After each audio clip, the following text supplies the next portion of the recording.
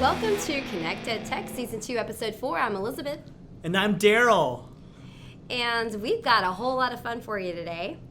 Yes, indeed. We haven't eaten lunch.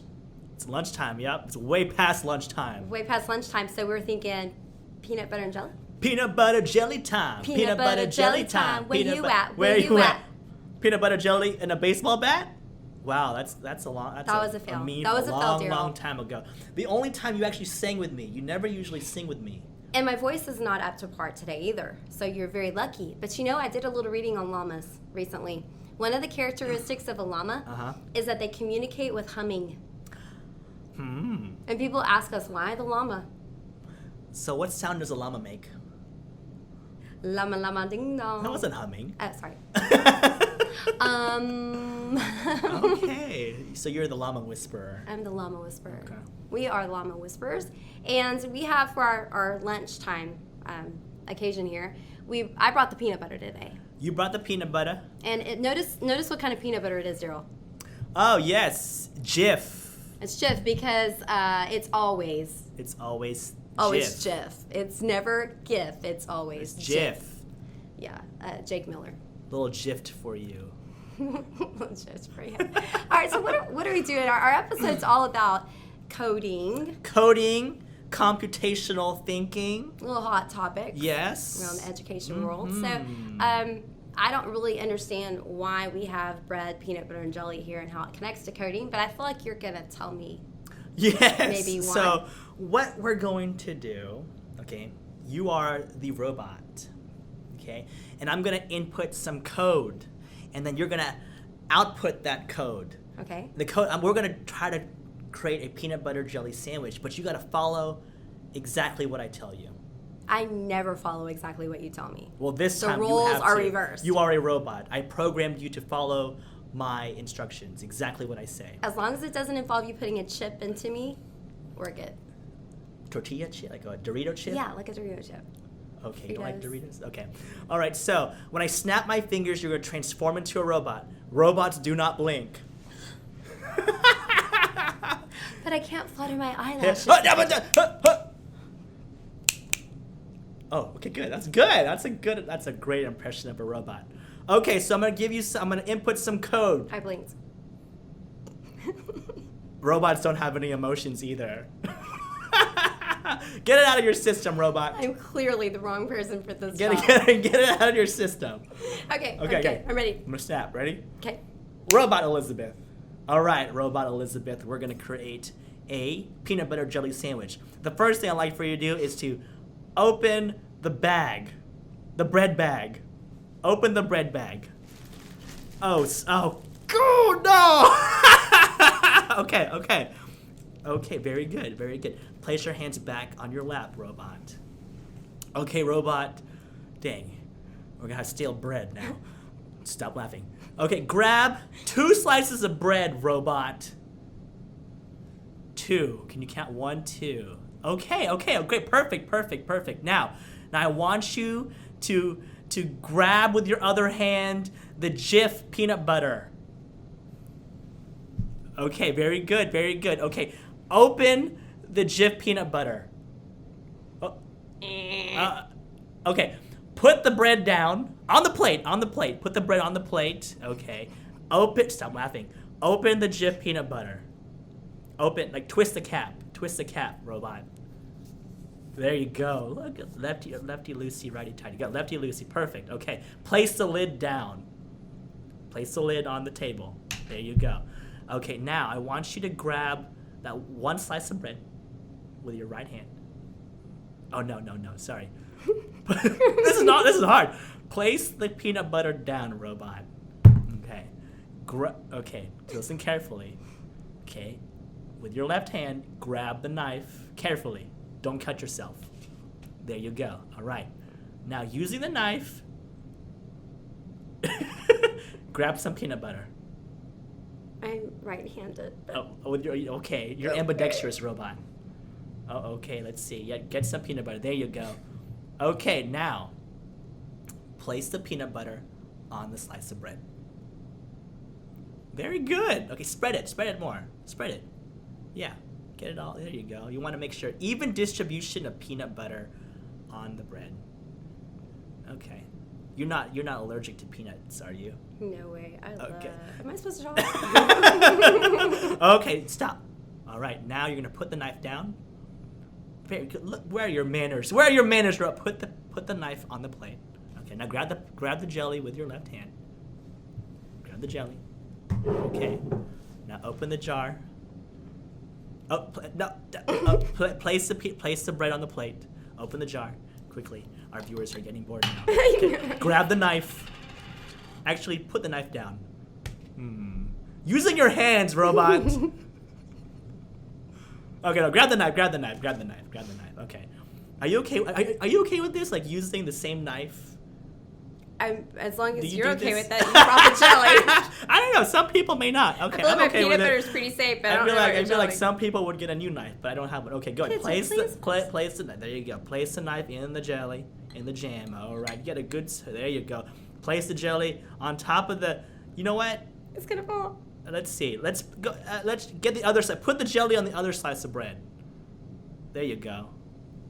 Yeah, well, you gotta. Okay, gosh, this is harder than I thought. Your left hand, put the jar down. Put the jar down. Your left hand. Yeah, put this on the table. Now, with your left hand, grab the other slice of bread.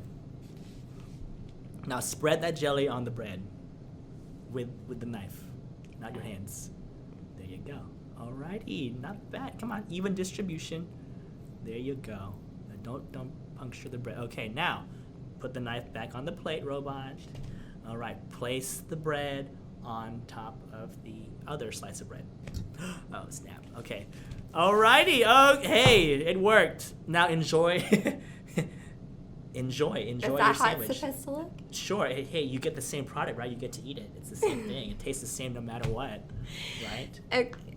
We did okay with that. You're still a robot. We did okay with that. I gotta snap my finger back. Oh, snap. Boom, boom. Now you're back to. I feel like I'm in an episode of Bewitched or I Dream a Genie, when she goes. Bewitched. I Dream a Genie. I Dream a Genie. I was like, what is a Jew a Genie? I Dream a Genie. What is that? I've never heard of that. What was that thing I said earlier about What's that? Spoil the kids? And Oh, yeah, I heard it's, have you stirred the gravy?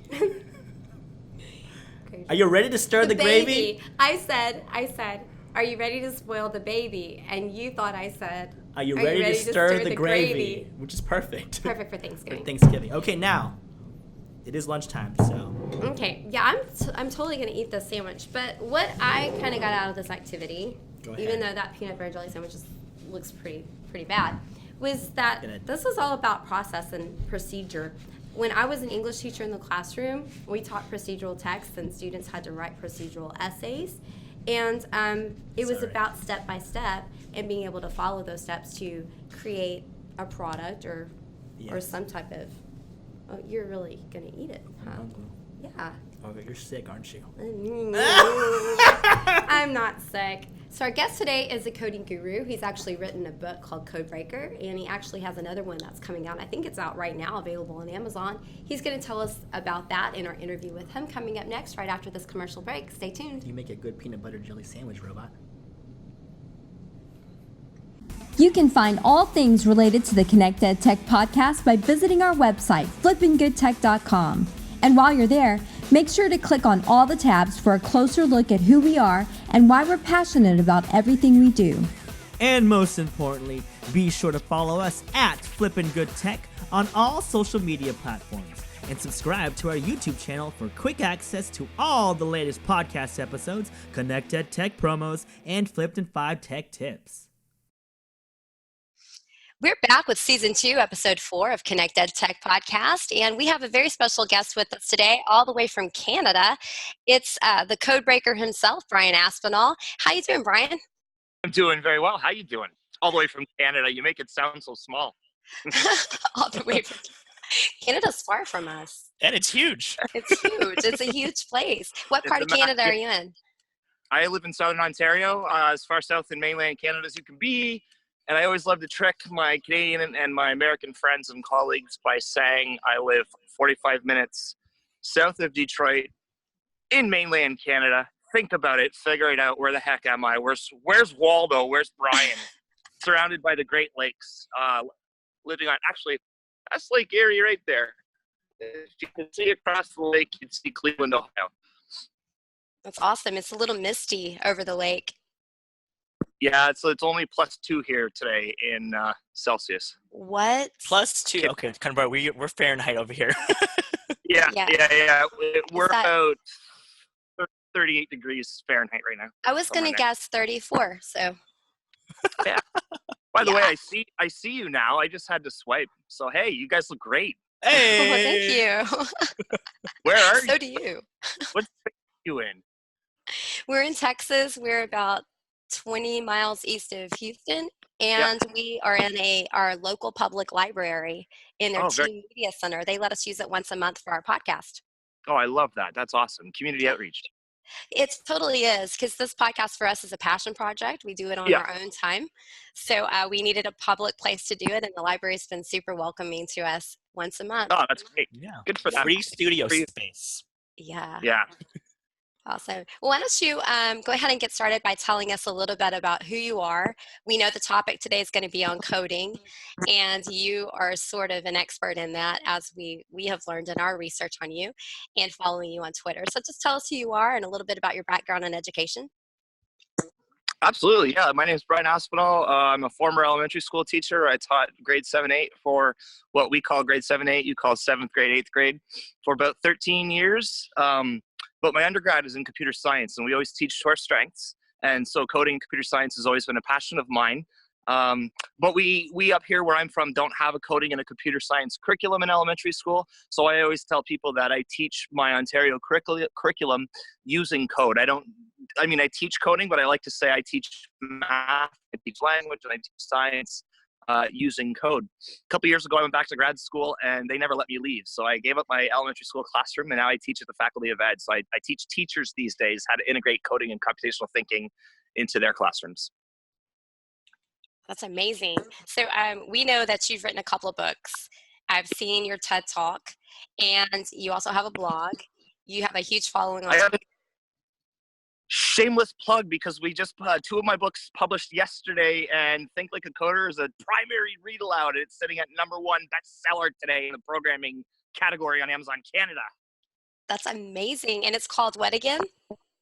It's called Think Like a Coder. Follow a girl and her dog as they navigate their world in one day, a moment of time in one day, and they explore computational thinking as it relates to their everyday life as a young 5, 6, 7, 8-year-old student.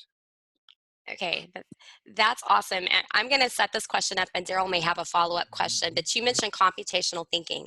One of the things that I noticed in your book throughout the entire book, you reference coding, you mentioned computer science, you mentioned computational thinking, and we've heard all of those terms in education ourselves, but sometimes we're confused a little bit about if those things are synonyms. Do they mean the same thing, or are they different? And if they're different, how are they connected? Computer Science Ed Week / what we informally call Hour of Code. It's actually Computer Science Education Week, the week of December the 9th. So it's on the horizon. It's only 2 weeks away. So I would love to address that question. Computational thinking is, in my opinion, it's a mindset where you understand how machines work, and as a result, you either use them to your advantage, you tweak them to your advantage, you program to your advantage. But the idea is it's very parallel to the design thinking process. So the idea of, #1, solving problems, #2, planning a solution to the problem, and #3, writing code to then go about automating the solutions to the problem. So coding is a piece of the computational thinking umbrella, which is a much bigger spectrum, if you will. Now, coding and computer science have also become synonymous, and that's a terrible misconception, because there's a huge part of computer science that involves physical computing and hardware and networking. So yes, coding is a part of computer science, but they're not the maker movement, the maker space, the STEM, the STEAM terms would probably be more synonymous with computer science than anything else. Okay, so these terms, to me, I'm an English major. I taught English for 11 years, and I also work in training teachers now in a professional development, digital learning capacity. And Darryl's a media specialist. He has a science background. But to just the average teacher, saying some of these terms is scary to them, even just saying the word coding. So when we talk about curriculum integration with coding, oh my gosh, you mean I have to teach my kids to code? That means I need to learn how to code. So how can we make educators comfortable with that? It doesn't matter whether it's coding, whether it's drama, whether it's cooking. It's a question of pedagogy, and teachers just need to be comfortable letting go. Every kid in my school knows something I don't, and when I embrace that, innovation happens. When I let the kids teach me, I mean, I've been a professional coder for 20 plus years, and I still learn from my students every single day. So the idea of integrating coding into the classroom, it's like anything else that's new. It's let's just try and let's just learn together. Let's be co-learners. Let's remove the hierarchies. Let's sit down. I think a part of the problem, I don't know if problem is the correct word, but math is so intimidating if you're not a math educator. We always say, I'm not a math person. You know, I was never any good at math. All those misconceptions about the way people learn. We plunk coding and computer science into that same space, and it becomes an extra layer of intimidation. I mean, I got to get this math thing wrapped around in my head first, and then I have to do coding with my kids. I think our jobs as educators is to know our curriculum incredibly well so that we can recognize those innovative moments and those teachable moments when they actually happen. It's not, I don't think we all need to be professional coders. I think we need to know our media curriculum. We need to know our English curriculum really, really well, and then find those entry points, or let the kids find those entry points with what they're passionate about, whether it's coding or whether it's robotics or whether it's drama. All right, so now we've read your book, and we saw a lot of practical examples of how to incorporate programming or coding or computational thinking in the classroom. And you had mentioned Scratch and these different programs. How do you get a teacher, though, who has no knowledge in coding or block coding, et cetera, to just open up and give students the opportunity to explore these tools if they don't have enough time in the curriculum to teach the content and then teach them how to use the tools? So how do you embed that, and at the same time be able to cover your content? I think that the more technology I integrate, I think the more I use tools like Scratch and like Minecraft, the more time I have. I find my planning times are back. I find I'm not standing at a photocopier. I find the playground of Scratch, the sandbox of Scratch, is so naturally scaffolded and differentiated. I don't need to do any preliminary work to meet the needs of all the kids in my class because it happens so naturally. So when I tell people coding, how do I get started with coding? It's just about mindset. It's not, I don't have time to do coding, it's a new thing. No, it's why don't we look at doing math this way? It's not coding. It's let's look at doing math in a block-based coding environment. Scratch is a wonderful tool to teach geometry just by simply playing in that space. So I often tell teachers, I recognize the comfort piece. You know your curriculum really, really, really well, and then maybe start on a Friday afternoon, book out the computer lab if you've got one, or a Chromebook cart, grab a couple of tutorials, grab a couple of my examples or my tutorial videos, let the kids just work at their own pace, because you're gonna find right away, not only is the engagement there, I've done 90-minute workshops with grade 2 students who are still engaged after 90 minutes. You can't keep the attention of that age, of any age, for 90 minutes. So the rest, right, it all will fluidly fall into place as long as the pedagogy is there. And when I say, maybe you call it pedagogy, the idea of letting go. And letting go doesn't mean chaos. Letting go doesn't mean we're throwing desks and it's a crazy party in my room.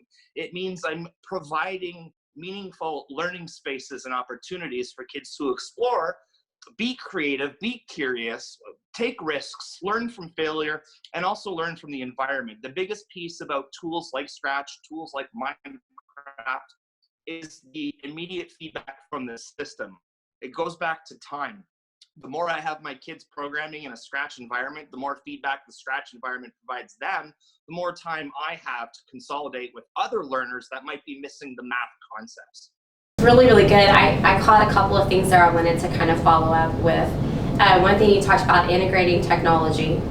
The other thing you mentioned sounded a lot like a blended learning environment, which has a blend of tech and non-tech involved with it. But what you were saying kind of reminded me of a quote that I read in your book, Codebreaker, when you said, the more I think about changing my classroom practice, the less I think about technology.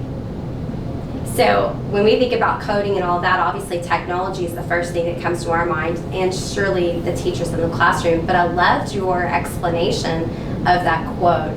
So if you remember what you said in the book, or you could, kind of elaborate on what your thinking is, the less you think about technology, what does that mean? It means that in the last 20 years, in the last 20 or so years, education has seen one of the biggest disruptions, if ever, if you will, because of access of information. So as a result, for thousands of years, and I'm going to get some pushback on saying this, I know I am, I always do. For thousands of years, we focused on content knowledge. I'm not saying we weren't focusing on thinking skills, but I am suggesting that when I went to school, what was evaluated was my ability to retain and regurgitate information and maybe apply it. Maybe. That's what I remember from my childhood experience. So I think now today, access of information in the internet age, the social media age, the space in which we live today has shifted absolutely everything. So the idea of changing your classroom, whether you want to integrate coding, whether you want to try a flipped classroom, whether you want to go paperless, whatever your goals are in your classroom, it all comes back to the mindset and the pedagogy piece. I need to not have kids in my class sitting in quiet rows, all doing the same 30 questions on a worksheet, particularly because as a former phys ed teacher, I never marked the kids in my class based on how many foul shots they could make out of 10, because every kid would fail. So why am I doing that in my math class by providing them all the same 10 questions? So the more I think about education in the 21st century, clearly technology is going to be a component of it, but I think I'm just done with this narrative of technology. Sure, the technology of the 20th century was the 2B pencil. We're using a pen in our classrooms. We didn't spend 40 minutes a week playing with pencils and calling us progressive educators in the 20th century. So fast forward to today, I don't see technology as an event, and I think as long as it's an event and not embedded in practice, it's not going to be utilized to its truest potential. But that all comes back to the idea, two things: the definition of compliance and the definition of failure. What does it mean to fail in your school? Because when I was a kid, failure meant I got 4 out of 10 on a math quiz. Right. But today in my classroom, failure means, crap, that didn't work. I have to go change a variable, pun intended, and try something again. So the more I think about this narrative of education reform, the less it is about the device. It's about mindset, and it's about having good pedagogy about the way people teach and learn. Today's kids are different. This is the most drastically different generation humans have ever seen, kids today. Because you're talking about the growth mindset and the ability to fail forward. And I think, because I'm not very good with programming. I have a UL computer science club that I sponsor, but the kids do it all themselves and they know a lot about it.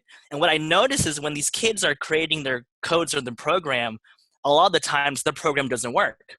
It fails. So what do? Is they go back and they fix it up and they retry it again. So programming and coding inherently has that growth mindset applied to it. Saying that, how could a teacher, if a teacher has never used coding before, never seen it before, let's just say in elementary school, what would be the best way for them to incorporate coding to promote the growth mindset in their classroom? What's like one simple thing that they can do without any knowledge of coding, how to promote that mindset in their classroom? One simple thing they can do to promote that mindset: model it. I think I remember when lessons of mine didn't work, and I remember being uncomfortable with vulnerability, having a class of 25, 13-year-olds staring at me. They know my lesson has tanked. I'm not willing to admit that. They're all off task. I think now those are tremendously missed opportunities. Just the idea of just modeling what that means. Talking about things like Like WD-40, where did the name come from? Well, it was the 40th formula that finally worked. They failed 39 times trying to make a lubricant. Or Angry Birds, that was Rovio's 50-second. They spent 6 years building apps before one finally hit. So again, to me, it comes back to the narrative of what does it mean to fail? How do you define failure in your classroom? And how do you define failure in your school? And once you've reevaluated that part of it, I think then you're ready to integrate these new concepts, whether it's coding, whether it's Minecraft, whether it's makey, like whatever the new thing might be, because coding super hot now, but it won't be in 5 to 10 years. I mean, software is going to write software. It's a part of the process. There'll be something else, and we have to be ready for the else. But I think the other piece too, we're so fearful as a society that I get invited to putting consulting at schools, and I'll walk into a school and on the first thing I'll see on the wall is the off and away poster, the X through the cell phone. And that's what I'm talking about when I say mindset. You're not ready to integrate coding if you're off and away, because your definition of compliance is much different than mine. I think compliance means engagement, but in those buildings, compliance means I'm a rule follower and my phone's in my pocket. Ah, man, you're just hitting the nail on the head right there. And that's the same mindset that we have here, and we're trying to promote. And it's interesting, like hearing it from, because we've talked to other ed tech gurus out there, and they don't specialize in coding, but they have that same mindset. How do we promote our students to fail forward? And well, I always use phys ed as the example, because the biggest, I don't think pushback is the right word. A lot of the biggest pieces I often get is, how do we do coding in the specialized content areas? How does the history teacher do it? How does the art teacher do it? How does the phys ed teacher do it? And I taught Rotary phys ed for almost 15 years, and I was doing it. I was doing it in my class. There's no reason why students can't be sprinting back and forth in a gym and touching tinfoil that's connected to Makey, and Scratch is creating a logbook, a health goal logbook, for them. But again, what's the philosophy of phys ed? You learn from the environment, trial and error, feedback, failure, all of those pieces. It's the same in a traditional science classroom. It's the same in a traditional arts classroom. Drama teachers have been using this mindset since the beginning of school. Can you repeat those four things that you kind of cut off? The four thing. Okay. What was the first one? Just connecting. You were listing some stuff up, but then you kind of cut up. I want to make sure our viewers hear that. Connecting. You said that's what I heard. The first thing you said. Connecting. That's what we're here. That's what we're heard. all about connecting. But you're listing off things. You're connecting phys ed to coding. I was connecting phys ed to coding in the sense that when you learn to serve a volleyball, there are a series of variables. Your alignment of your feet, where you hold the ball, how your form, all of those pieces are variables. And I use the word variable intentionally because it's a computer science word, but it's also an algebra term, right? Or science independent variable. So we learn from the environment. We learn from the immediate feedback. If I'm going to learn how to make a layup, I'm going to shoot the ball at the square on the backboard. That's why it's there. And I'm going to keep trying and trying and trying and trying until I get it. That's the coding space. That's the maker space. That's to me, 21st century education, whether it's coding, it could be anything. Let's not even use the word coding. It's the idea of learning from failure, trying new things, because in a world that changes overnight, the only strategy guaranteed to fail is not trying something new. The rate of change, like right now in this moment, is the slowest it will ever be forever. And that quote holds true 5 minutes from now, 5 days from now, 5 months from now. I'm going to say it again right now. The rate of change right now is slower, the slowest it will ever be, and faster than it was when I said it 30 seconds. And by the end of next year, it's projected 50 billion devices connected to the internet. 8 billion people on the planet, so everybody's going to have 5 devices to them connected to the internet. We're in the Internet of Things era, and I think that's going to be probably the second biggest disruption we've seen in education. The first one being the internet and social media. This one's going to be everything kids interact with, my wallet, my keys, everything becomes a data point because Amazon wants to know our behavior. Companies like Amazon are going to market what we do. So they're going to track everything that we do, and everybody is going to be data mined. That's the world in which we live. And that stems, pun intended, back to the mindset of fear. That's a scary thing. We have off and away posters in schools, but by the end of next year, we're going to have 50 billion devices connected to the internet. I currently have an app on my phone that tells me every time the door opens on my rental property. So I know when guests check out. We have a place on Airbnb. That's the world in which I live today. So you talked about the fear component again, and you talked about Amazon and all the data mining and things that's going on and how it's just going to increase over the years. And again, the fear factor comes into play, especially with people, our generation and older. So I think the idea of privacy and safety with students when they're interacting with things that are online or connected to the Internet of Things, connected to everything. Can you give some practical tips for educators out there to kind of help them not want to put that big red X on the cell phone image to say, okay, let's go ahead and not do that, but what can we do to ensure some other safety and some parameters for our students? So let's pick a traditional school. By traditional, I don't mean like archaic. I'm not using the word in that context. I'm using the school down the road right here. Let's say there's 10 teachers at that school right now. How many of them do you think have a blog? How many of them? How many of them? But my point is, we need to be transparent. Like, we as educators, we have to be out there. You can Google me till I'm blue in the face. I have no secrets. My personal life and my professional life are the same because I believe in the transparency of it. So to prepare kids for this new world, Internet of Things, we have to live in it. We can't say, oh, I'm the older generation, so I'm not going to be on Facebook. Like, it's not Facebook. You don't have to go and join Snapchat. But my point is, how many of the educators in your circles are living in that transparent space where we're sharing our own successes and our own failures? Right. Not many. I'm talking to you because you live in that space, but how many of your listeners don't or are apprehensive to get in that space? It's all mindset again, and fear and coding, whatever. It's all the same.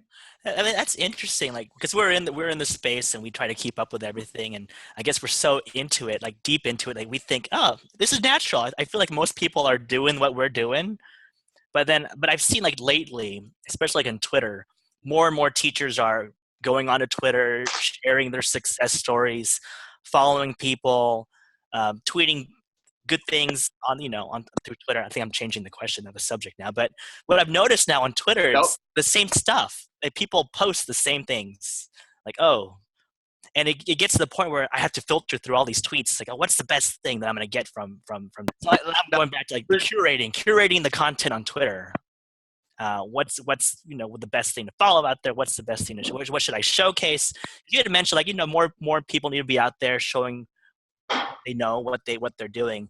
But for me on the back end, it's okay. So more people are out there. How can we now tweet stuff out there that's relevant to what people should hear, a message that I want to share, rather than just tweet just for the sake of tweeting? Social media following is the currency of the 21st century. Those are the influencers. It's not, celebrities, yeah, but the influencers in any industry that's the currency. And whether we like it or not, it's here to stay. And I recognize what you're saying. Twitter has become a very noisy space, and it's hard to filter, and it's hard to, use TweetDeck to create your own columns and lists. But yeah. What about 80% of the educators out there that aren't still on Twitter? I've been on Twitter 10 years. There are educators out there that have still been teaching 10, 15, 20 years and not been on. And I'm not suggesting Twitter makes you a good teacher. It's the connection piece. Right. Two of the biggest companies in the world don't sell their own product or service. Airbnb and Uber have harnessed the power of connectivity and relationships to have people monetize themselves, in turn making two very, very profitable companies. And I think that future industry is going to go more and more and more freelance. Okay, our kids today aren't going to work 9 to 5 jobs. They need to find what they're good at, and they need to figure out how to market and brand themselves. That's the world in which we live, I think. And that we're in a bit of a rabbit hole, but that goes to the digital citizenship piece and the transparency piece about living and learning out loud. I'm really glad you mentioned that, because I think that a lot of times as educators, we like to talk in theory. Everything's so theoretical.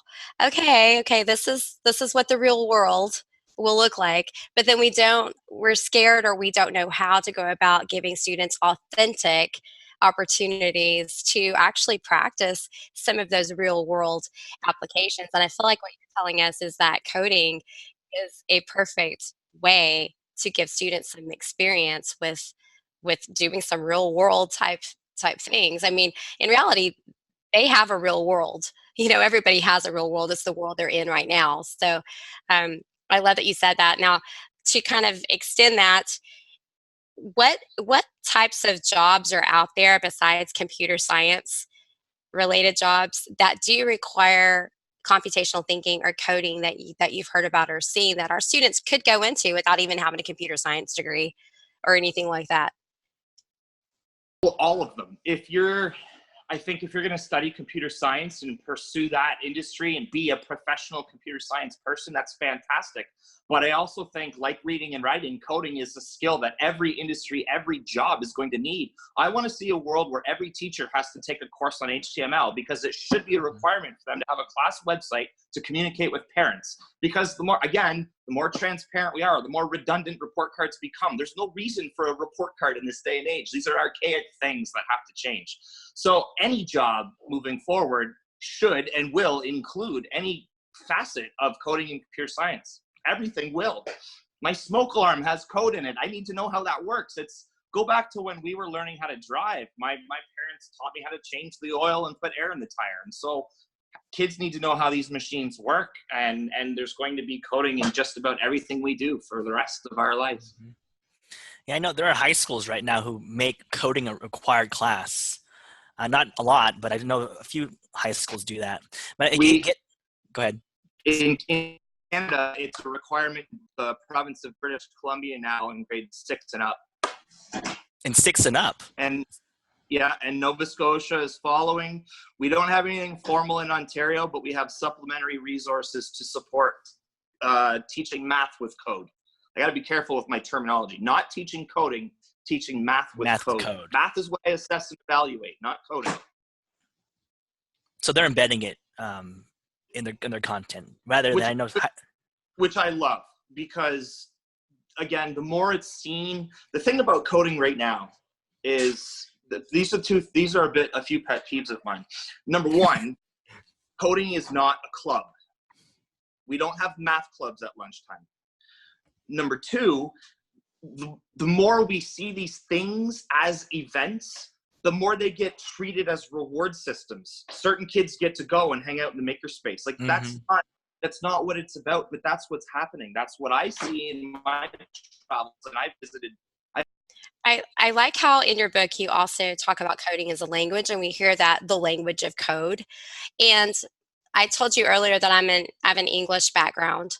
So writing and reading is a huge part of what I do and how I communicate. So when I think of coding and I think of language, I think of I know a little bit about conversational language where I can actually communicate just enough to get by. And then there's the other stuff where I can be more fluent in that language so that I can converse about anything. I can apply it to any new situation. So with that said, do you think that it's important for everyone to know how to be fluent in this language of code?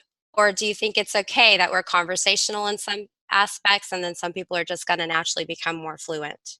Of code, that's where it gets a little bit gray to people. I hear people say code is a language. No, code is an umbrella that consists of plenty of languages. But the difference between studying English and studying JavaScript is universal. JavaScript here and JavaScript in Japan are the same JavaScript, and so there's a bonding, a bridging of equity across the globe when you look at it through that language lens, just like you said. I absolutely love thinking about it like that. And then that reminds me of like tools like Scratch are so successful because it's a block environment and we don't have to worry about kids writing syntax. Right. If I had 8th grade students doing a Python project and a kid lost a semicolon, well, we're going to lose sight of the task trying to debug that problem. And the task is math. It's not writing Python. So that's why the block-based environment, or how you described it as the conversational language, that is one that I think is entirely beautiful, because you link things together to form scripts to show what you're passionate about, what you're whatever you want to make in that Scratch program. Yeah, the way you describe the computational thinking and coding, I feel like teachers now they do that, but they don't realize they're doing it. So I would agree 100%. They just have, once they have the realization, oh, this is very similar to computational thinking. I'm actually doing it. Now let's just, bring it out more, point it out in class, the relevancy, and then more and more people. I just figured it out. I figured it. You got it. Like, let's go a traditional science structures project. You give kids a pile of paper and you say, I need you to build a structure that supports 10 textbooks, right? We've all done that. We've all seen that kind of project. Or the marshmallow toothpicks, build a structure, yada, yada, yada. Well, that is design thinking. That is computational thinking. The only piece that's missing is in computational thinking, we use computer code to assist in solving of that problem. So maybe I'm going to build a structure in Scratch or a couple different ones to simulate weather or tornadoes or earthquakes before I actually go out and do it with paper or toothpicks. Yeah, that was really good clarification. That was a good question, Darryl, or a good observation. It was a good observation. It wasn't even a question. One of the things too in your book that you mentioned is the learning to code continuum. And you mentioned Scratch earlier and the block coding pieces. And I think the acronym you gave or the letters you gave were BOSC. So we're talking about entry points, I guess, into this coding language. Could you kind of break those 4 things down? So glad that you asked that. This hasn't taken off. What I mean is I thought the world needs this continuum because we don't have a framework other than ISTE standards or Computer Science Teachers Association. It's so big and grow. 5 years ago, there was one coding app in the App Store. Now there's thousands. Right? The corporate world wants to get involved. So the continuum in my mind, because again, where do I start? Depends on a lot of factors. It depends on access to technology. It depends on the age of your kids. It depends on your ability. It depends on there's a lot of variables. So I threw that together to act as a bit of a guide. The Hour of Code, when it first came out, was amazing. After a few years, I hated it because it told people that if they went to a website for 1 hour and they did a bunch of tutorials where there was no critical thinking involved whatsoever, pretty much, and then they got to print a certificate, they were coding. Now, the Hour of Code, love those people to death. They all do great work, and they've evolved their site to be more open-ended stuff. But back to that beginning, when I say BOSC, the first one being bot, that's the space where teachers and kids can play on games and apps that teach the fundamentals of coding. The games, the apps, the tutorials are typically level-based, like Angry Birds. They just get more advanced as you proceed through. But it's not a sandbox. We're going to show you how to move Minecraft Steve 3 squares down, 1 to the right. Now go do it.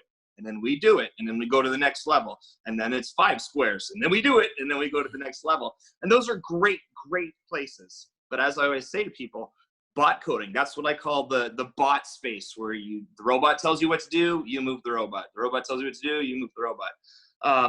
Those are wonderful entry points, but the Hour of Code is not a destination. That's not the print the certificate, we're done. That's the entry point. That's where we start. And unfortunately, that's the only step a lot of people get to. So I like to say that bot coding space is the early Hour of Code type apps and games where it tells you what to do and then you go and do it. And then you move into the open space coding. And that's tools like Tinker, Hopscotch, the new Hour of Code stuff, Scratch. I call them now the sandbox spaces. You can do whatever you want, only limited by the parameters of the app, in that environment. So now you did the bot code stuff. So you learned about loops, you learned about conditional logic, you learned about variables. Now we're going to take you out of the tutorial space. We're going to plunk you in the open coding space, and you're going to now demonstrate your understanding of particle theory or the water cycle using block code. After that, you're going to have learners that obviously want to do more than what the block environment can allow for, which is where you then would incorporate your syntax. And the syntax stage, so BO, bot, open, syntax. The syntax space would be, I typically would have students do what they've always done in the open space, but try it in a language like Python. And that's where we provide exposure to kids who might want to pursue it in high school, who are going to actually write syntax later on. The last step there I called C, collaborative. I got a little heat for that one. It's collaborative the entire time. That was the pushback I got a lot on the book, is implying that coding is only collaborative in that final space. No, it's collaborative the entire time. But what I mean in that final space is when I'm solving problems using code, I know that somebody else has already written a module that I can make use of. That's the module I need to go find. It's no different than signing up for Pinterest using your Facebook account. You know, it says, oh, sign in with Google. Well, that's using an existing API that another service is providing. That's what I call the truly collaborative, because it's across the globe. Again, I'm not suggesting the other three aren't collaborative within the parameter of your classroom or your learning space, but in this sense, it's industry and it's global. The collaboration piece is I'm going to find resources I need to help me solve the problem, authentic problems. Not, again, I'm not suggesting that we don't provide kids authentic problems in Scratch when they're learning to code, but I am saying, like, okay, I need to create an app to track the mist coming off Lake Erie right here because the side of my house is growing mold, right? And I need to figure out, there's got to be a correlation to moisture in the air. I need to go figure out how I can write software to track that on my behalf. It's design thinking right there. Yeah. Computational design thinking. There you Dude, go. let's just draw. Those are just such trendy buzzwords. They are. Have you ever played buzzword Computational bingo? design thinking. Say that again. Have you ever played buzzword bingo? Every time I do a keynote, I say this. Go on Pinterest and look up buzzword bingo like 2018. You'll get an educational jargon bingo card that says SAMR model and deep power. I haven't heard SAMR in a while. I think you just gave us our An idea. next idea for an intro. We do like a little intro before we interview the guests. And today's intro, which you have not seen, but you see evidence of here. Do you see the Jif peanut butter? Because it's always Jif, not Jif. And then the jelly. You caught it? Yeah, I see it. Oh, it's blurry, but I see it. Yeah, so we're going to be, well, in our intro, we use that to demonstrate some non-computer programming. So you probably know what make it a peanut butter and jelly sandwich. Yeah, providing the instructions like flow charting. Yeah. You're following a script. You're following a procedure. Right. And you being an English person, like I used to teach procedural writing. I had to. It was mandatory part of my curriculum. Like, so all of a sudden I stopped using the word procedure and I'm like, hey guys, today we're going to write the algorithm for making a peanut butter. They're like, what? Right? It's so fancy. Okay, so Brian, this has been so good for us, and we have a couple of questions to kind of wrap it up. We're getting really close to the end of our time with you. Yep. And one of the things I mentioned, you mentioned a couple of times, was the Hour of Code. It's coming up December the 9th through the 13th. What plans, say that again? Well, the Hour of Code is, but that's just an entry point. Computer science. What was he going to say? Computer science. That's right. Yes. Computer science, 9th to the 16th of December. Okay. So what do you have planned for that week? Something quick that you might share, or that just anything that you might say to other people out there listening? The day Hour of Code week, Computer Science week starts is the day I actually get home. I'm heading to Halifax, Nova Scotia, where we're doing 5 full school days, 5 times 60-minute workshops times 5 days at 5 schools is how I'm celebrating this year. I can't do the math. Yeah, that was way higher level math for me. So that's awesome. For other people that want to get started, and don't want to fuss about a Chromebook cart, or don't want to fuss about, you know, you go get an iPad cart and 14 of them are dead and you're like, I don't want to do this anymore. I would go to csunplugged.org. There are hundreds of computer science lessons. The website's called Teach Computer Science Without a Computer. And some of my favorite lessons on there, you would appreciate this, I think, as an English major, are teaching code through fairy tales. Having students write the procedure just like building peanut butter and jelly sandwich, having students write the procedure to move Peter Pan across grid paper or the carpet on the floor to save Tinkerbell from Big Bad Wolf. It's a script. That is definitely right up my alley. So thank you for that suggestion. That's the one I'm going to check out first. So you're like the expert. We've learned so much from you, from your books, from your TED Talks, from your blog, from following you on Twitter. Who do you get your information from? Who do you follow? I mean, who is your muse? That's changed for me quite a bit in the last little while, and there are some people that I hold in really high regard in the computer science world. People I idolized growing up as a younger teacher, people I idolized when I got into education, but that's changed for me. I follow as many teachers as I can back on Twitter because I think everybody has something to offer. Everybody in this space knows something that I don't. So I follow a lot of blogs. I follow a lot of people closely on TweetDeck. Nobody really in particular anymore. I try and stay away from the corporate spaces because while I believe with the research the Apples and the Microsofts of the world have, they're also selling product, and we have to be mindful of that. So, you know, following people such as yourselves, podcasts, that's a new thing, right? For blogging is dead. It's podcasting. And you know, how many teachers, anyway, we're going in circles.